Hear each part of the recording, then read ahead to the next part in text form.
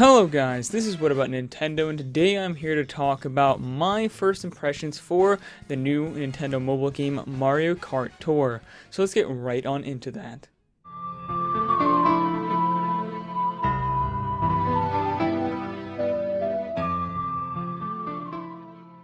As of this recording, Mario Kart Tour just released today as the first mobile Mario Kart game.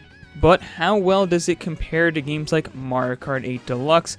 How bad are the microtransactions everyone's complaining about? And what are my general thoughts, likes, and dislikes for this game? Well, that's what I'll be talking about today.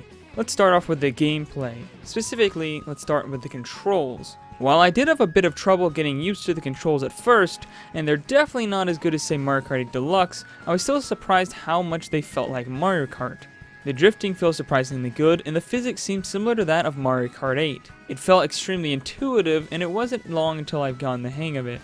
However, an issue I had with the controls was that it didn't always accurately react to small movements, so when I would want to just slightly move over to the left, it wouldn't always register properly.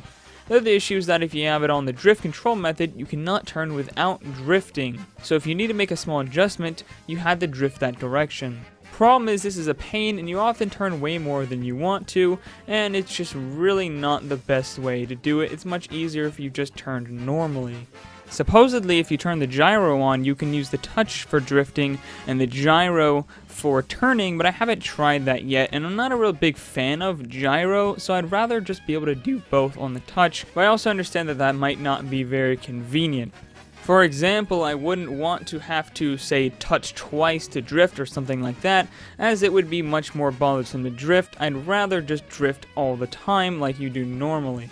Maybe this gyro method paired with the touch controls could work well, but I haven't tried it enough to really say whether or not I like it.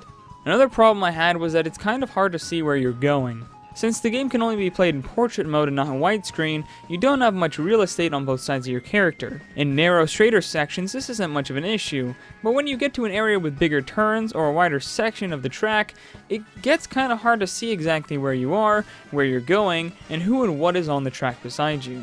The tracks themselves, however, are great.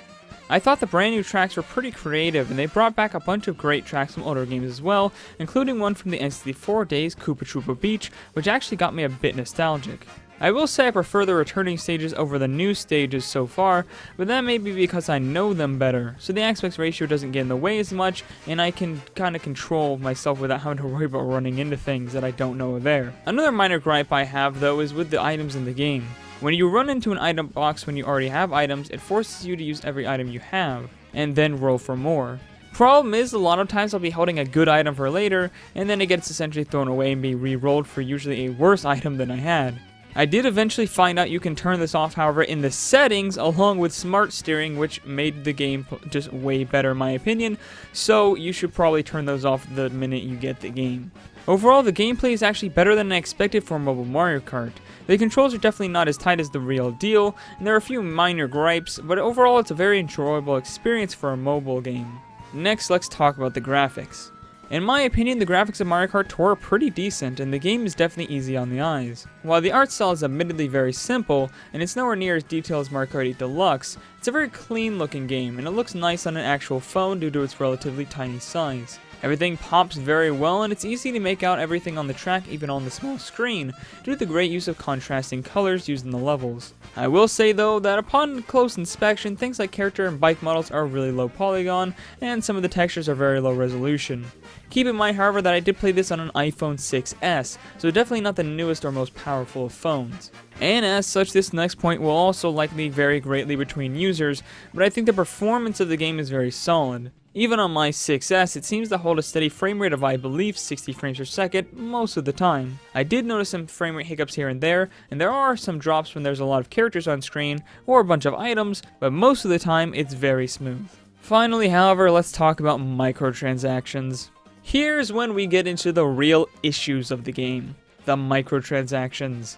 Simply put, there's a lot of microtransactions to buy, and they're super expensive. To give you an idea, it takes 5 rubies to shoot the pipe, which is essentially rolling for a character or a car part in the gacha mechanic.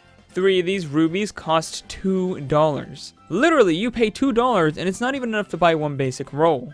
You literally can't do anything with only 3 rubies. I don't even know why it's an option to buy that. This, however, goes all the way up to 135 rubies for $70. That is only enough for 27 rolls and puts the price per roll at over $2.50. You do save 5 rubies for every 10th roll if you use the shoot 10 option, but still. As far as I can tell, there's currently around 50 items you can get from the gacha mechanic, including characters, carts, and gliders, which means you need at the very least 50 pulls to get everything if you never get even one repeat. Which means you need to pay $140 in real money and have the luck of an actual god.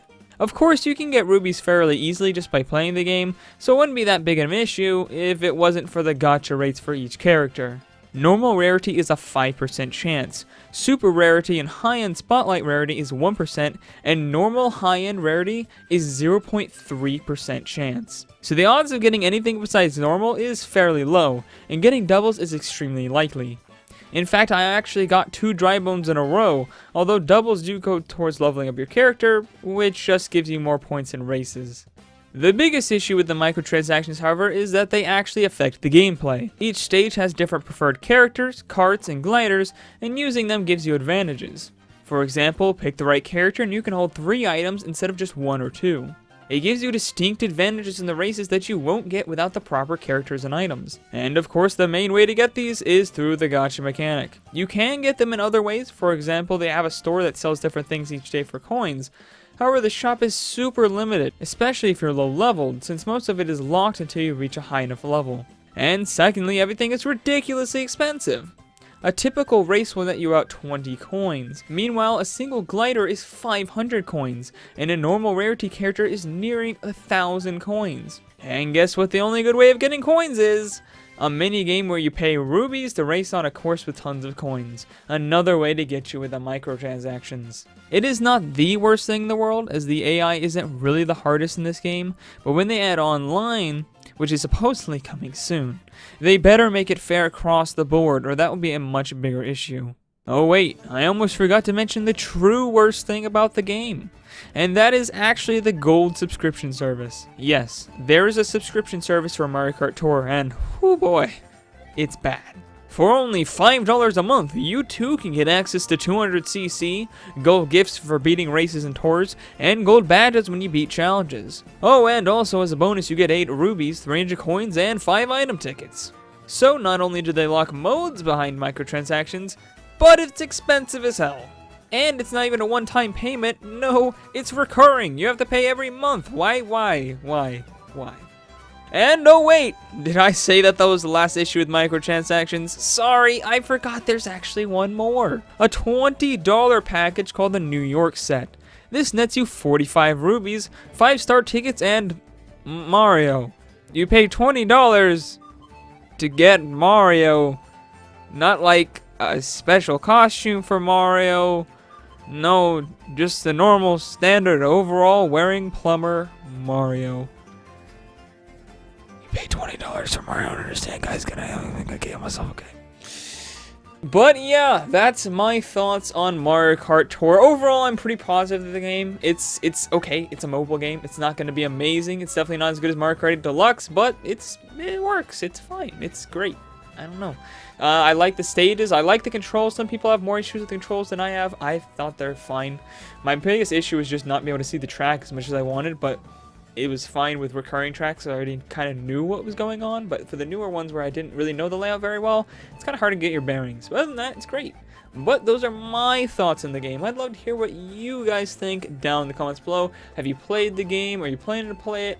How are you enjoying it? What do you like? What do you dislike? Are you going to keep playing the game? All that good stuff. Let me know down in the comments below. Also, guys, if you enjoyed this video, please hit that like button, hit that subscribe button, and ring that bell icon for notifications of all my videos for more content on Mario Kart Tour and other Nintendo content coming out from this channel. Also, make sure to share this video with everyone you know who's a big Mario Kart fan.